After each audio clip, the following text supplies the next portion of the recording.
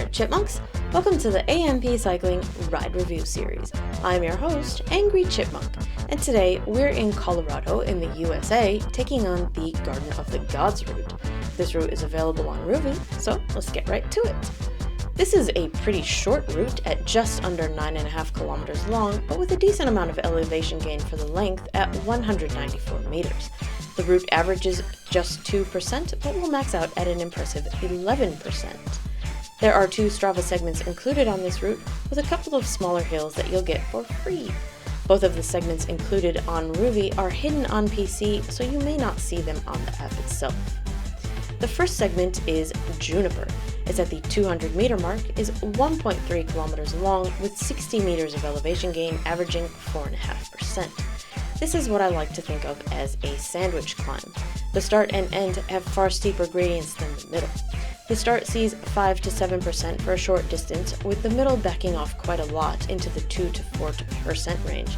Then the last few hundred meters ramp up again into that 6 to 8% range. There's a nice bit of downhill and flat for a while after the segment, so if you want to push this one pretty hard, you've got a nice bit of respite until about the 4 kilometer mark. There's a small unsegmented hill here, which is far steeper than you'd expect.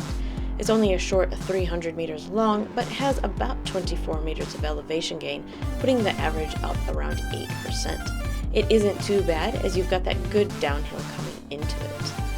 At this point, the camera car turns around and you go back the way you've just come from. So that nice big long downhill we just blasted down, now you get to climb it. The second segment is Garden of the Gods. It's at the 5 kilometer mark, is 1.73 kilometers long with 67 meters of elevation gain, averaging 3.4% and peaking at the route max of 11%. This is kind of a 2-part segment. There's 2 main hills with a really mellow section right in the middle. Both of the uphill bits are pretty similar, with the gradient mostly around 6 to 9%. That middle section actually gets into the negative gradient, so it does make for one that you could push pretty hard. To the end has one small hill that is about 5 to 6%, but other than that, it's quite a nice flat downhill push to the end.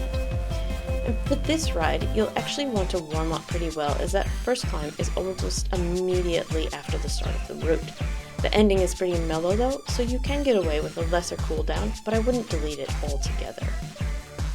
Normally, I would recommend pre-fueling all of your rides. This one is so short, however, you don't actually need to fuel it at all unless you're combining it with another ride. There's no need to eat during or after the ride, but I still like to have a magnesium supplement anytime I ride just to help prevent cramping. And if you've combined this with another ride, definitely do your pre and post fueling for the combined effort. The view on this one is surprisingly nice. Some of it looks like you would be in the desert with the big orange rock formations, but then there's also plenty of big mountain shots in the background. I think this is in some kind of national park, so you do get a bit of touristy type traffic, but that really doesn't detract from the nice scenery. I tried to give this one a good push and completed it in about 20 minutes on 100% difficulty emulation. I did it shortly after a shoulder surgery, so my times are likely to be a little bit slower than when healthier. I would say to budget anywhere from 15 minutes to 30 minutes for this one. And this is a great choice if you've got some time restrictions. Even with needing a bit more of a warm-up, it should still fill a 30 to 45 minute time slot.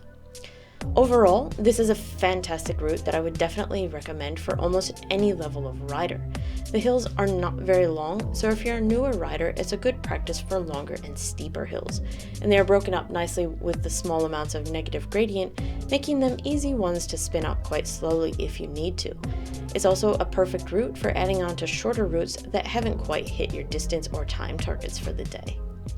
For this route, I give a 5 out of 5. I really enjoyed this one with its varied terrain. My biggest complaint is that it's too short. For the climbs, 1.5 out of 5 for both. It's pretty easygoing climbs, and with the break in the middle of them, you don't need to have a sustained effort for very long. Good for newer riders and to get some climbing in your legs. For the view, 5 out of 5. There's plenty to look at here with a mixed bag of desert-looking rocks and big mountain views. The day they filmed this was perfectly sunny, which always adds to the enjoyment. And overall, 5 out of 5. Definitely keep this one in your ride queue for when you need a short ride. And I know all of my fellow Stargate fans out there will be wondering if you see a Goa'uld mothership out there, but sadly, you do not. Well, that's it for this review, so thanks for watching, Chipmunks. Please let me know what you think of the Garden of the Gods route when you complete it. I'll leave you to finish the rest of the ride, and I'll see you next week for another review. Until then, ride on, Chipmunks, ride on.